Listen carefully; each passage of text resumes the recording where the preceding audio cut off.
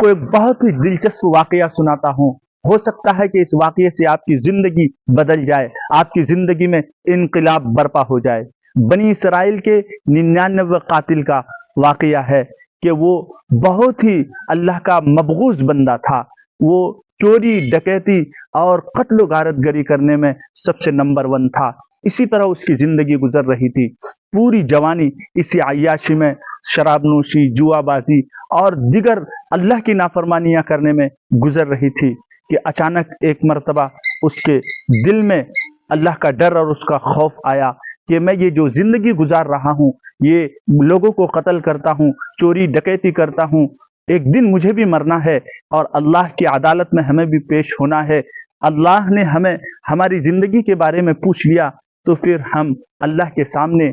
शर्मिंदा हो जाएंगे, हम वहां क्या जवाब देंगे। तो उसके दिल में एक धुन पैदा हुई, बेचैनी पैदा हुई कि अब मुझे अपनी जिंदगी बदलनी है, अपनी जिंदगी को सही रुख पर लानी चाहिए और अपनी जिंदगी में नेक आमाल करने चाहिए और अपनी इस पिछली जिंदगी से नादिम और शर्मिंदा होकर तौबा कर लेनी चाहिए। चुनांचे उसके दिल में एक बेचैनी पैदा हुई कि अब इसके लिए क्या रास्ता इख्तियार किया जाए। चुनांचे लोगों से सवालात करने शुरू कर दिए कि अब मैं बदलना चाहता हूँ, अपनी जिंदगी को सही रुख पर लाना चाहता हूँ, मैं अपनी जिंदगी की दुनिया को बदलना चाहता हूँ। उसके लिए क्या मेरे लिए तौबा है, क्या माफी हो सकती है, मैं अपने गुनाहों, मेरा रब मेरे गुनाह को माफ कर सकते हैं। तो लोगों ने मशवरा दिया कि एक आबिद शख्स है, जो इबादत गुजार शख्स है, उनसे जाकर मालूम करो कि तुम्हारी तौबा कबूल होगी या नहीं होगी।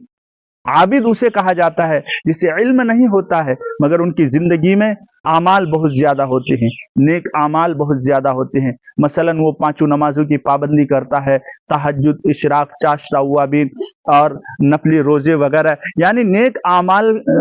कसरत से करते हैं मगर इल्म नहीं होता उनके पास, उसको आबिद कहा जाता है। तो वो शख्स, वो गुनहगार कातिल शख्स 99 कत्ल करके उस आबिद शख्स के पास गया, जाकर अर्ज करने लगे कि मेरी जिंदगी ऐसी ऐसी गुजरी है, मैंने 99 लोगों को कत्ल किया है और चोरी डकैती, फिस्क फुजूर करने में हमारी जिंदगी गुजर रही है। अब मैं तौबा करना चाहता हूँ, अल्लाह से रुजू करना चाहता हूँ, क्या मेरे लिए तौबा है, क्या मेरी पिछली जिंदगी से अल्लाह तबारक व तआला दरगुजर फरमाएंगे या नहीं। तो वो आबिद गुजार, इबादत गुजार शख्स, उसको इल्म नहीं था, मसला मालूम नहीं था। उसने कहा कि तुमने ऐसा जुल्म किया, 99 कत्ल कर दिया, अब तो तुम्हारे लिए कोई रास्ता नहीं है, अब तो तुम्हारी माफी का कोई रास्ता नहीं है, इसलिए तुम्हारे लिए कोई तौबा नहीं है। चुनांचे जब उन्होंने कहा कि तुम्हारी माफी का कोई रास्ता नहीं है, अब तुम्हारी बख्शिश नहीं हो सकती है, तुम्हारा दरगुजर नहीं हो सकता है, तो उसने तलवार निकाल कर उसकी गर्दन उड़ा दी और 99 से 100 पूरे कर दिए। चुनांचे उसने 100 तो पूरे कर दिए, 100 आदमियों को कत्ल तो कर दिया, लेकिन फिर वही बात कि उसके दिल में एक किस्म की बेचैनी तारी थी कि मेरे लिए कोई रास्ता निकल जाए, कि मेरे पिछले गुनाह पर अल्लाह ताला पर्दा डाल दे और माफ कर दे, मेरी बख्शिश हो जाए, मेरी मगफिरत हो जाए। अब उसके दिल में ये बेचैनी, ये तड़प, ये लगन उसे सता रही थी कि मैं अपनी पिछली जिंदगी से निकलना चाहता हूँ। तो बहरहाल इस तरह के लोगों से पूछताछ करते रहे, सवालात करते रहे, तो लोगों ने मशवरा दिया कि अब एक मर्तबा फुला जगह पर एक आलिम दीन है जिनको हर तरह के मसाइल का इल्म है, उनसे जाकर मालूम करो, हो सकता है कि वहां तुम्हारे मसले का हल निकल जाए और कोई सूरत और कोई रास्ता निकल जाए तुम्हारी बख्शिश और मगफिरत का। चुनांचे वो शख्स उस आलिम दीन के पास सफर करके गया और जाकर अपनी पिछली जिंदगी का वाकया सुनाया कि मेरी जिंदगी ऐसी गुजरी है कि मैं चोरी डकैती, जिनाकारी, अय्याशी, शराबनोशी और लोगों को कत्ल गारतगरी करने में गुजरी है। 100 आदमियों का मैंने कत्ल कर दिया है। अब मैं अपनी पिछली जिंदगी से नादिम और शर्मिंदा हूँ, मैं तौबा करना चाहता हूँ, क्या मेरे लिए बख्शिश का रास्ता, मगफिरत का रास्ता खुला हुआ है या नहीं है। वो आलिम दीन मसाइल से वाकिफ थे कि अल्लाह की रहमत बहुत वसी है, बंदा जब भी अल्लाह की तरफ रुजू करना चाहता है अल्लाह अपनी रहमत में ढांप लेते हैं। तो उस आलिम दीन ने कहा कि तुम्हारे लिए तुम्हारे गुनाह से भी ज्यादा अल्लाह की रहमत वसी है, तुम्हारी गुनाह की क्या हैसियत है, تم نے جو کچھ بھی کیا اب تم ان پر شرمندہ ہو اور اپنی اس زندگی سے گنہگار زندگی سے نکلنا چاہتے ہو تو تمہارے لیے دروازہ کھلا ہوا ہے، موت تک توبہ کا دروازہ تمہارے لیے کھلا ہوا ہے، مگر ایک شرط ہے، وہ شرط یہ ہے کہ اب تم توبہ کر رہے ہو مگر تم جس بستی میں رہ رہے ہو وہ بستی گنہگار، فاسق و فاجر اور چور ڈکیتوں کی بستی ہے، وہاں تم رہو گے تو تم پھر گناہوں سے نہیں بچ پاؤ گے اور تم اسی میں گھل مل کر پھر اسی طرح کے کام کرنے لگو گے۔ اس لیے تمہارے توبہ کے لیے ایک شرط اور یہ ہے کہ تم اس بستی کو چھوڑ دو، اس بستی سے ہجرت کر کے فلاں بستی چلے جاؤ جہاں نیک لوگ رہتے ہیں، وہاں کے نیک لوگوں کی صحبت سے تمہاری دل کی دنیا بدل جائے گی اور تم اپنے مقصد میں کامیاب ہو جاؤ گے، ایک نیک اور پاک دامن انسان بن کر زندگی گزارو گے۔ چنانچہ اس شخص کے دل میں تو یہ تڑپ تھی ہی کہ میرا کسی طرح مسئلے کا حل ہو جائے اور میں اللہ کے یہاں جو میں پسندیدہ بندہ بن جاؤں اور نیک بندہ بن کر اس دنیا سے جاؤں۔ چنانچہ اس نے یہ شرط مان لی اور اپنی بستی سے ہجرت کر کے اس بستی کی طرف روانہ ہو گئے جہاں جانے کا حکم دیا تھا اس عالم دین نے۔ چنانچہ جیسے ہی وہ آدھے راستے پر پہنچا، ایگزیکٹلی آدھے راستے پر پہنچتے ہی اسرائیل علیہ السلام کو اللہ نے حکم دیا اس کی روح قبض کرو، اور آدھے راستے میں ہی اس کی روح قبض کر لی گئی۔ اب جب اس کی روح قبض کر لی گئی تو دونوں طرح کے فرشتے ان کے پاس آ گئے۔ جب کوئی نیک بندہ مرتا ہے تو رحمت والے فرشتے اس کی روح اللہ کی اعلیٰ علیین پر لے جاتے ہیں، اور اگر کوئی برا بندہ مرتا ہے گنہگار فاسق و فاجر تو اس کے لیے عذاب کے فرشتے آتے ہیں۔ تو بہرحال دونوں طرح کے فرشتے ان کے پاس آ گئے۔ رحمت والے فرشتے آ کر کہنے لگے کہ یہ شخص اپنی زندگی کے پچھلی زندگی سے توبہ کر لیا تھا، اب وہ نیک بننا چاہتا تھا، اس لیے اب اس کی مغفرت ہو چکی ہے، ہم لے جائیں گے اس کی روح۔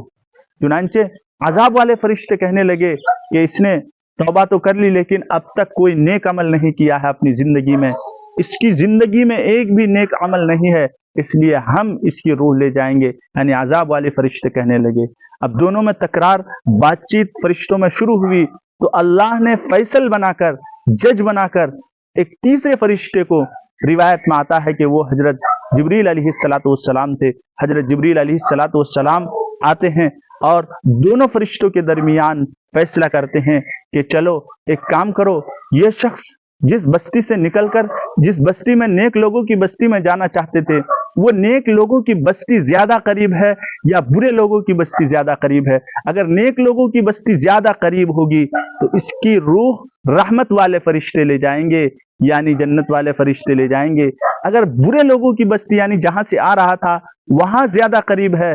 تو عذاب والے فرشتے اس کی روح لے جائیں گے۔ چنانچہ جب ناپا گیا، پیمائش کی گئی تو پتہ چلا کہ نیک لوگوں کی بستی زیادہ قریب ہے، اور یہ زیادہ قریب ہونا ایک روایت میں یہاں تک آتا ہے کہ جب آدھے راستے پر اس کی روح قبض ہو رہی تھی تو وہ نیک لوگوں کی بستی کی طرف گھسیٹتے ہوئے جا رہا تھا، تو ایک بالشت روح قبض ہوتے وقت جو ایک بالشت یا ایک ہاتھ وہ گھسیٹ کر نیک لوگوں کی بستی کی طرف منہ کے بل جب جا رہا تھا،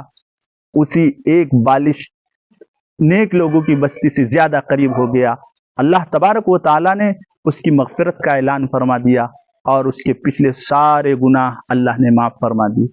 اس واقعے سے ہمیں کیا سبق ملتا ہے؟ اس واقعے سے ہمیں یہ بہت بڑا سبق ملتا ہے کہ بہت سارے لوگ گناہوں میں، جوانی میں طرح طرح کے گناہوں میں ملوث ہو جاتے ہیں اور پھر مایوس ہو جاتے ہیں، توبہ کی امید سے مایوس ہو جاتے ہیں۔ لا تقنطوا من رحمت اللہ، اللہ کی رحمت سے کبھی ہمیں مایوس نہیں ہونا چاہیے۔